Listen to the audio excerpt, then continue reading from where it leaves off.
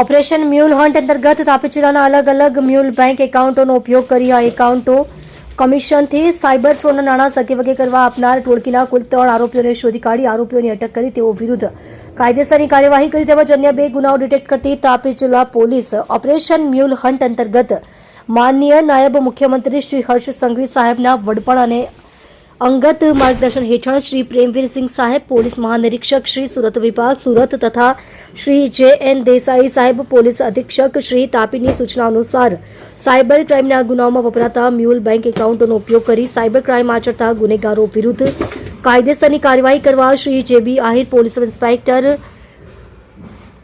Tapi Vyara cyber crime police સ્ટેશનને જરૂરી સૂચના અને માર્ગદર્શન આપેલ. Indian cyber crime coordination centre નવી દિલ્હી તરફથી મ્યુલ બેંક એકાઉન્ટોની પ્રાપ્ત થયેલ માહિતીના આધારે તાપી સાયબર ક્રાઇમ પોલીસ સ્ટેશનના police inspector Shri J B. Ahir સાહેબના તાબામાં ટીમ દ્વારા વિસ્તૃત તપાસ હાથ ધરવામાં આવી. જે તપાસ દરમિયાન આઈસીઆઈસીઆઈ બેંકનું એક મ્યુલ બેંક એકાઉન્ટમાં મળી આવેલ જેમાં 1,45 લાખથી વધારે ફ્રોડ ટ્રાન્ઝેક્શન તથા ભારતના વિવિધ રાજ્યોમાંથી 3 સાયબર ફ્રોડ ફરિયાદો દાખલ થયેલ હોવાનું માલુમ પડતા વિશેષ તપાસ હાથ ધરતા તે એકાઉન્ટ વિશાલકુમાર રાજેન્દ્રભાઈ ગામિત રહે room number 29B railway station ગામ રાણી અંબા તાપી હોવાનું માલુમ પડેલ. જે એકાઉન્ટની તપાસમાં જણાવેલ કે આ એકાઉન્ટ વિશાલકુમાર ગામિત તથા નિસર્ગ અનિલભાઈ ગામિત તથા જોન્સન હીરાભાઈ ગામિતના 20% કમિશનથી સાયબર ફ્રોડના નાણાં સગે વગે કરવા સારું મળતિયા વોન્ટેડ આરોપીઓને બહારના રાજ્ય ખાતે જઈ આપેલ હોવાનું જણાવેલ. તેમજ વધુ એક આઈસીઆઈસીઆઈ કરંટ બેંક એકાઉન્ટ પણ સાયબર ફ્રોડના નાણાં સગે વગે કરવા ઉપયોગ કરેલ હોય જેમાં છેલ્લા 1 વર્ષમાં 1,33,00,000થી વધુ નાણાં ડિપોઝિટ થયેલ હોય અને વિડ્રો પણ થઈ ગયેલ હોય અને તેના વિરુદ્ધમાં 15 જેટલી સાયબર ફ્રોડ ઓનલાઈન ફરિયાદો પણ નોંધાયેલ છે. જેથી આ બાબતે સાયબર ક્રાઇમ પોલીસ સ્ટેશન 2025 ભારતીય ન્યાય સંહિતા BNS 2023ની કલમ 317(2), 317(4), 318(4), 319(2), 61(2)(a), 35 તથા IT એક્ટ 2000ની કલમ 66C, 66D મુજબનો ગુનો દાખલ કરી આગળની તપાસ હાથ ધરવામાં આવી. સાયબર ક્રાઇમના ગુનામાં વપરાતા મ્યુલ બેંક એકાઉન્ટનો ઉપયોગ કરી અને સાયબર ક્રાઇમ આચરતા ગુનેગારો વિરુદ્ધ કાયદેસરની કાર્યવાહી કરવા માટે થઈ સમગ્ર ગુજરાત રાજ્યમાં માનનીય નાયબ મુખ્યમંત્રી શ્રી સાહેબનાઓની સૂચનાથી ઓપરેશન મ્યુલ હન્ટ અંતર્ગત એક સ્પેશિયલ ડ્રાઈવ રાખવામાં આવી છે.